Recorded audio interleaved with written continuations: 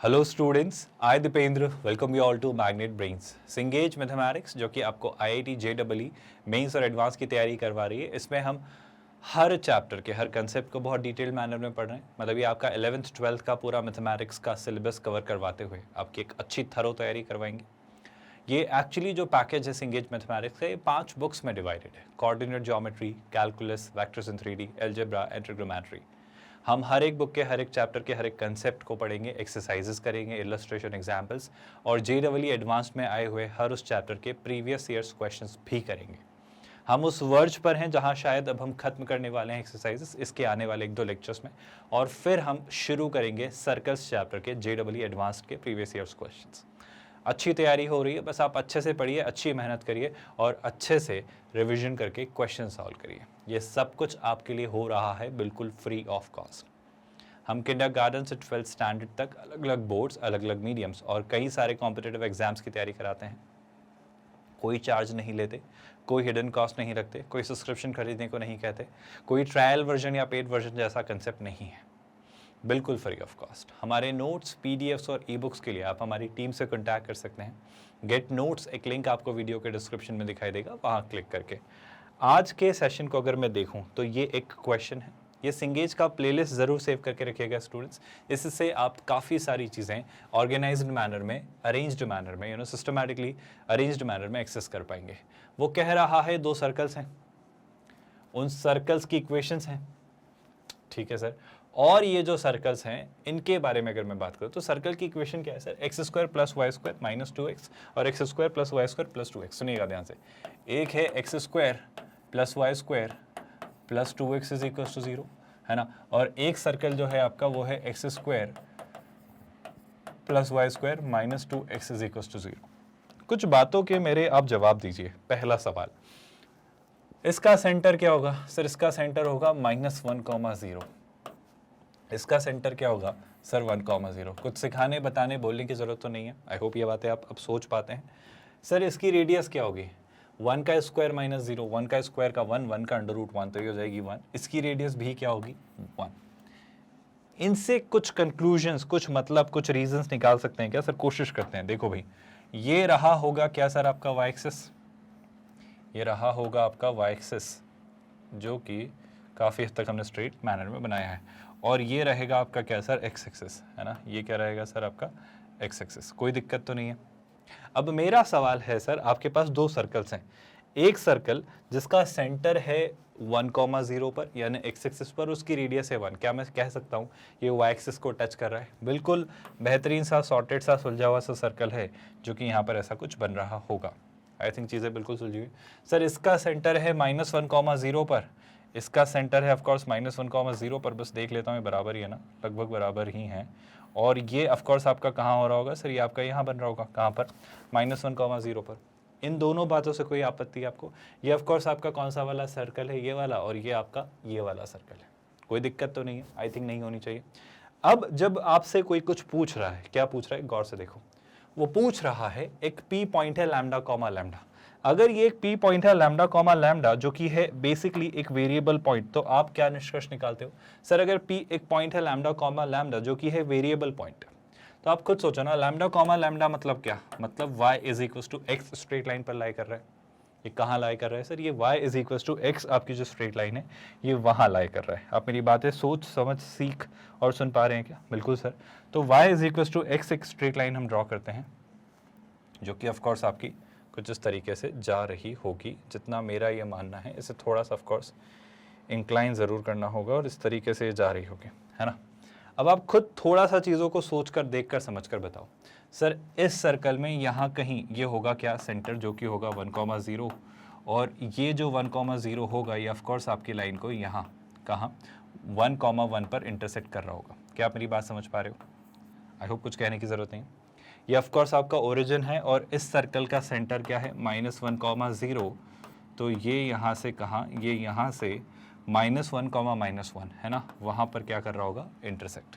क्योंकि चीज़ें बहुत सिमेट्रिकल है, ये y = x स्ट्रेट लाइन है, तो इस पर लाई करने वाले पॉइंट के x और y कोऑर्डिनेट दोनों ही सेम होते हैं, तो इस तरीके से वो गुजर रहे होंगे। मतलब इस कोऑर्डिनेट को मैं कहूँ तो ये होगा -1, -1। ये ऑफकोर्स आपका ओरिजिन है, और ये ऑफकोर्स पॉइंट क्या होगा आपका? 1, 1। कोई दिक्कत, कोई तकलीफ, कोई परेशानी? सर इस तरीके से चीज़ें हो रही होंगी, और जो लैम्डा कॉमा लैम्डा है वो आपका इस स्ट्रेट लाइन पर लाई करता है। तो लैम्डा कॉमा लैम्डा की जो उसने बात की है वो इस स्ट्रेट लाइन पर लाई करने वाले सारे पॉइंट्स हैं। आसान है चीज़ें, बिल्कुल सर। अब सॉल्व करेंगे क्वेश्चन, पहला पार्ट। उस पॉइंट P की ये कंडीशन कि वो C1 के अंदर हो लेकिन C2 के बाहर हो। सर अगर वो C1 के अंदर हो, C1 के अंदर हो और C2 के बाहर, मैं एक बार देख लेता हूँ C1 और C2 क्या है। C1 आपका है -2x वाला, है ना, तो ये टेक्निकली जो है आपका ये C1 है और ये आपका C2 है। वो चाह रहा है वो कंडीशंस की P जो आपका पॉइंट है वो C1 के अंदर हो। C1 के अंदर होना मतलब क्या, शैलाई से यहाँ हो, क्या आप मेरी बात समझ पाए? और यहाँ होने के लिए लैम्डा क्या होगा सर, वो -1 से 0 तक जाएगा, तो लैम्डा क्या होगा, -1 से 0 तक जाएगा, और -1 से 0 तक किस ऑप्शन में जा रहा है, R में। तो P के लिए मैं क्या मार्क करूंगा, मैं A के लिए क्या मार्क करूंगा कि सर A की मैपिंग आप कर दीजिए R से, कोई दिक्कत तो नहीं है। B, P lies inside C2 but outside C1, तो C2 के अंदर होना चाहिए। सर C2 के अंदर होना चाहिए मतलब आई थिंक ये वाला हिस्सा, कोई दिक्कत तो नहीं। अब जब वो C2 के अंदर है तो ऑफकोर्स वो 0,0 से 1,1, यानी लैम्डा क्या है 0 से 1 तक, तो लैम्डा क्या है सर 0 से 1 तक। लैम्डा अगर 0 से 1 तक है मतलब कौन सा ऑप्शन, एस ऑप्शन, तो बी के लिए आप क्या मार्क करेंगे, बी के लिए आप मार्क करेंगे एस, कोई दिक्कत तो नहीं है। आई थिंक सर आसान ही चीज़ है। सी, P जो है वो C1 के बाहर हो और C2 के भी बाहर हो, P जो है वो C1 के और C2 के दोनों के बाहर हो। सर अगर P C1 और C2 दोनों के बाहर हो तो C1 के बाहर होना मतलब ये हिस्सा और C2 के बाहर होना मतलब ये हिस्सा। इसमें क्या देख पा रहे हो सर, ये -∞ से -1 तक आ रहा है और ये 1 से इन्फिनिटी तक जा रहा है, तो -∞ से -1 और 1 से इन्फिनिटी। तो मैं क्या कहूँगा सर, -∞ से -1 और 1 से इन्फिनिटी, यानी C जो है आपका वो किससे मैप होगा सर, C जो है आपका वो मैप होगा Q से। और इस बेसिस पे आप कह सकते हो कि D किससे मैप होगा, क्योंकि 1 to 1 मैपिंग है। फिर भी आपको देखना है, तो वो कह रहा है P does not lie inside C2, P C2 में लाई ना करे, P C2 में लाई ना करे, उसका आंसर वहीं से भी देख सकते थे आप, पर फिर भी अगर C2 में लाई ना करे मतलब ये हिस्सा ना हो, ये हिस्सा ना हो मतलब ये हिस्सा ना हो मतलब सर या तो ये हो या फिर ये हो, तो मैं क्या कहूँगा -∞ से 0 और 1 से इन्फिनिटी। सो -∞ से 0 और 1 से इन्फिनिटी, और -∞ से 0, मैं कुछ गलत बोल रहा हूँ क्या, मैं शायद कुछ गलत बोल रहा हूँ, फिर से देखते हैं। कुछ गलत तो मैं कर रहा हूँ क्योंकि RSQ आ गया, अब होना चाहिए P, है ना। मैं फिर से देखता हूँ किसके अंदर वो कह रहा है, does not lie inside C2, I am really sorry, मैं एक बार ठीक से देख लेता हूँ। Does not lie inside C2, ये आपका C2 है, तो C2 के अंदर नहीं होना चाहिए, और C2 के अंदर नहीं होना चाहिए मतलब या तो यहाँ हो, है ना, C2 यही है ना आपका, या फिर यहाँ हो। और यहाँ पर क्या है, ये -∞ से 0 और ऑफ कोर्स 1 से इन्फिनिटी, तो -∞ से 0, आई थिंक यहाँ पर ये होना चाहिए था 0 और ये होना चाहिए था 1 से इन्फिनिटी। बस ये एक करेक्शन होना चाहिए था जो मुझे फील हो रहा है, बस इसी पार्ट से हम कंटिन्यू करते हैं। बस इस वाले पार्ट को देखो भाई, मैं भी इसे वेरीफाई करता हूँ, पर इस वाले पार्ट को देखो, ये 0 से 1 तक ही होना चाहिए। एक बार आप लोग भी देख लो इसे अच्छे से। इसमें बस एक करेक्शन मुझे दिख रहा है, मैंने शायद C1 और C2 गलत मान लिए, देख लेते हैं एक बार। C2 जो है आपका वो प्लस वाला है ना, C2 जो है आपका प्लस वाला है, तो वो है आपका C2, तो बस ये करेक्शन है। ज़्यादा आंसर्स अफेक्ट नहीं होंगे मेरे ख्याल से, ज़्यादा आंसर्स अफेक्ट नहीं होंगे, या सारे आंसर्स अफेक्ट हो गए एक्चुअली, तो बस करेक्ट कर लो। ये है आपका C2 और ये है C1, बहुत बड़ा फर्क नहीं आएगा। बस ऐसे समझ लो कि अगर पहले मैं एक फटाफट क्विकली देख ही लेता हूँ कि पहला जो आपका था, पहला क्या था sir, P lies inside C1 but outside C2, तो C1 के जो अंदर है, मतलब ये दोनों के तो आंसर स्विप हो जाएंगे। आई होप आप समझ रहे हो, क्योंकि ये इसके लिए था, इसके लिए था। आई होप आप समझ रहे हो। तो A और B के लिए जो हमने लिखा है, A और B के लिए जो मैंने R और S लिखा है, क्या मैं उसको S और R लिख दूं? आई होप आप समझ पा रहे हो, कुछ बड़ा फर्क नहीं है, बस वो फ्लिप हो जाएंगे, है ना। C option, P lies outside C1, P lies outside C1 and outside C2, sir ये तो बदलेगा ही नहीं, ये तो वही बात है, C1 और C2 से बाहर है, वो इंटरचेंज कर दिया, कोई फर्क पड़ नहीं रहा है। मैं D ऑप्शन देख ले रहा हूँ, P does not lie inside C2, तो P जो है वो C2 के अंदर ना हो। अब फिर से देख लेते हैं, C2 के अंदर ना हो मतलब क्या सर, C2 के अंदर ना हो मतलब आप कहोगे कि सर यहाँ से इसको उड़ाओ, यहाँ से इसको हटाओ, C2 के अंदर नहीं चाहिए ना आपको, तो C2 के अंदर नहीं चाहिए मतलब कौन सा जोन चाहिए आपको, आपको वो वाला जोन चाहिए, आपको ये वाला जोन चाहिए, है ना, आपको ये वाला जोन चाहिए। और ये क्या है सर, ये क्लियरली C2 के बाहर है, यहाँ से और यहाँ से, है ना। C2 के अंदर वाला हिस्सा ही है, तो इसे हटा दो, तो बिल्कुल सर C2 के बाहर वाला हिस्सा चाहिए मुझे क्या चाहिए, P जो है वो C2 के अंदर लाइन नहीं करता है, तो C2 के बाहर मतलब -∞ से -1 और 0 से इन्फिनिटी, और ऐसा ऑप्शन मुझे दिख रहा है -∞ से -1, 0 से इन्फिनिटी, तो D के लिए आप मार्क करोगे P। बस ये छोटा सा एक करेक्शन था, मैंने वो C1 C2 की नेमिंग गलत कर दी, जो कि वापस गलती इस वजह से हुई कि आप सर क्वेश्चंस ठीक से नहीं पढ़ते हो, और मेरी इस गलती से आपको ये बात रियलाइज़ हो रही होगी कि क्वेश्चंस ठीक से पढ़ना बहुत ज़रूरी है भाई, क्वेश्चंस मतलब गलत मत पढ़ो, है ना। तो SRQP पर अगर हम बात करें तो SRQP आपका है ऑप्शन डी। अच्छा क्वेश्चन था, आगे बढ़ते हैं। नेक्स्ट क्वेश्चन आपका आता है न्यूमेरिकल वैल्यू टाइप क्वेश्चन। तो ये कैसा क्वेश्चन है सर, ये उस कैटेगरी का क्वेश्चन है जहां पर आपको इसे सॉल्व करके एक न्यूमेरिकल वैल्यू फीड करनी है। बहुत सारे तरीके हो सकते हैं इस क्वेश्चन को सॉल्व करने के, एक तरीका जो मेरे दिमाग में आ रहा है, एक तरीका तो आई होप आप समझ पा रहे हो, ज्योमेट्रिकली आप सोचते हो, पर मैं कह रहा हूं देखो क्या कर रहा है, वो एक रियल नंबर x और y है जो इस कंडीशन को सेटिस्फाई करते हैं, जो कि इस कंडीशन को सेटिस्फाई करते हैं। फिर वो कह रहा है then the minimum value of this, then the minimum value of this, this is nothing but what, आप खुद सोच के देखो, इस सर्कल की ये सेंटर से डिस्टेंस है, इस सर्कल पर लाई करने वाले पॉइंट की सेंटर से डिस्टेंस आपको निकालनी है। मेरा यकीन करिए एक बहुत ही आसान, बहुत ही बेसिक, बहुत ही सिंपल सा क्वेश्चन है। दो तरीके, पहला तरीका सर मैं कैसे सोच सकता हूँ, समझना बात को, ये एक सर्कल है, इस सर्कल की खास बात क्या है सर, इस सर्कल की खास बात है इसका सेंटर है -5, इस सर्कल का सेंटर है -5, ऑफ कोर्स कितना 12, बहुत बढ़िया सर। और वो क्या कह रहा है, इसकी रेडियस कितनी है सर, इसकी रेडियस है 14, इसकी रेडियस कितनी है भाई, इसकी रेडियस है 14। अब आप एक बात समझो, मान लो वो आपसे पूछ रहा है √x² + y², तो x, y क्या है sir, x, y is nothing but technically the point lying anywhere on the circumference of this circle, इसकी पेरीमीटर पर लाई करने वाले सारे सर्कल्स का पॉइंट्स का लोकस है ये इक्वेशन। तो इससे मैं बता सकता हूँ कि x, y इसकी सर्कमफेरेंस पर लाई कर रहा है। अब मान लो आपको समझाने के लिए मैं कहता हूँ कि सर लेट्स से 0, 0 यहाँ पर है। अब आप बताओ इस एक्सप्रेशन का मतलब क्या है सर, इस एक्सप्रेशन का मतलब है जो सर्कल पर लाई कर रहा है कोई पॉइंट P, उसकी ओरिजिन से डिस्टेंस, आप देखो ना x - 0 का होल स्क्वायर प्लस y - 0 का whole square inside an under root, तो आपसे इसकी मिनिमम वैल्यू पूछी जा रही है, मतलब इस सर्कल की सर्कमफेरेंस पर लाई करने वाले किसी भी पॉइंट की इस पॉइंट 0, 0 से मिनिमम डिस्टेंस। तो मेरा कहना होगा सर, बड़ा ही आसान सा तरीका होगा, ज़्यादा जीवन में दिमाग मत लगाइए, क्योंकि अगर मैं इस सर्कल के सेंटर से इस पॉइंट की डिस्टेंस निकालूं तो वो बिल्कुल नॉर्मल बन जा रहा है, और नॉर्मल जो बन जा रहा है ये आपकी ऑफ कोर्स इस सर्कल की क्या रहेगी, टेंजेंट। तो आप अगर ये डिस्टेंस बता दोगे तो ये मिनिमम होगी, क्योंकि इसके अलावा P, यहाँ के अलावा P कहीं और लिया होता तो ये और बढ़ती, ये और बढ़ती, ऐसे करते करते बढ़ती चली जाती और ये डिस्टेंस आपकी मैक्सिमम होती। आप समझ पा रहे हो ना, आई एम रियली सॉरी, ये नहीं, यहाँ से बढ़ाते बढ़ाते अगर इसके जस्ट पीछे जाते डायमीटर में तो वो डिस्टेंस आपकी मैक्सिमम होती, पर हमें मैक्सिमम डिस्टेंस नहीं पूछी, हमसे क्या पूछी, मिनिमम डिस्टेंस। तो मैं कहूँगा कि इसे 0, 0 से -5, 12 की डिस्टेंस निकाल दो और उसमें से इस सर्कल की रेडियस सब्ट्रैक्ट कर दो, क्योंकि वही तो डिस्टेंस होगी। आप समझ पा रहे हो मैं क्या कहना चाह रहा हूँ, मैं कहना चाह रहा हूँ आपसे कि 0, 0 से इस सर्कल के सेंटर की डिस्टेंस निकाल दो और उसमें से इस सर्कल की रेडियस सब्ट्रैक्ट कर दो, तो क्या बच जाएगी आपकी ये डिस्टेंस, जो कि क्या होगी, मिनिमम डिस्टेंस। क्या आपको मिनिमम डिस्टेंस का कंसेप्ट अच्छे से डाइजेस्ट हो रहा है? आई थिंक सर बिल्कुल ऑब्जर्वेशन से दिया जा सकता है। तो 5, 12 से इसकी डिस्टेंस आप खुद देखो कितनी आ रही है, बहुत ध्यान से देखना। अच्छा एक और बात सर, आपको कैसे पता 0, 0 इस सर्कल के बाहर है? आई रिपीट माई स्टेटमेंट, आपको कैसे पता 0, 0 इस सर्कल के बाहर है? ऐसा भी हो सकता है सर्कल के अंदर हो, सर्कल पर हो, तो तीनों बातें चेक कर लेते हैं। मैंने बस एक बात मान ली ऐसे, है ना।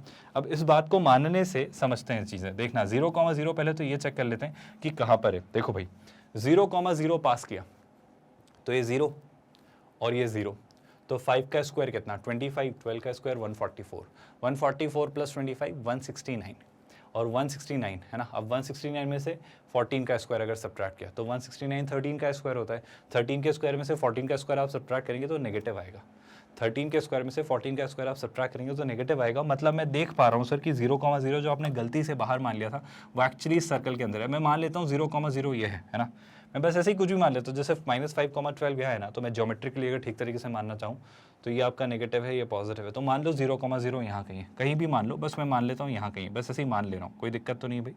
ये इसके अंदर हमने माना 0, 0। अब आप खुद बताओ इस बार जो डिस्टेंस होगी, मिनिमम डिस्टेंस वो क्या होगी? आप खुद सोचो सर, अगर 0, 0 से पास होता हुआ मैं डायमीटर बनाऊँ, 0, 0 से पास होता है डायमीटर बनाओ, तो ऑफ कोर्स P क्या है आपका x, y, तो ये जो पॉइंट है और यहाँ से 0, 0 की डिस्टेंस है मैक्सिमम होगी।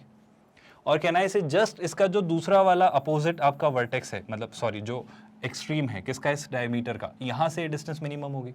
तो ये जो डिस्टेंस है ये ऑफ कोर्स आपका पॉइंट है, ये आपका पॉइंट है कौन, ओरिजिन 0, 0, और यहाँ पर आप ले आए हो इस पॉइंट को, तो ये डिस्टेंस आपको निकालनी है। क्या ये डिस्टेंस निकालना बहुत टफ टास्क है? नहीं है सर। क्यों नहीं है? क्योंकि सर इस सर्कल की रेडियस निकालेंगे जो कि हमें पता है, उसमें से -5,12 से इस 0,0 के डिस्टेंस को सब्ट्रैक्ट कर देंगे तो क्या बचेगा, तो मुझे ये वाली डिस्टेंस मिल जाएगी। क्या आपको मॉडस ऑपरेंडी, ये स्टैंडर्ड ऑपरेटिंग प्रोसीजर समझ आ रही है? बिल्कुल सर। बस ये चेक कर लेना कि 0,0 उसके अंदर है या बाहर है या उस पर है ना।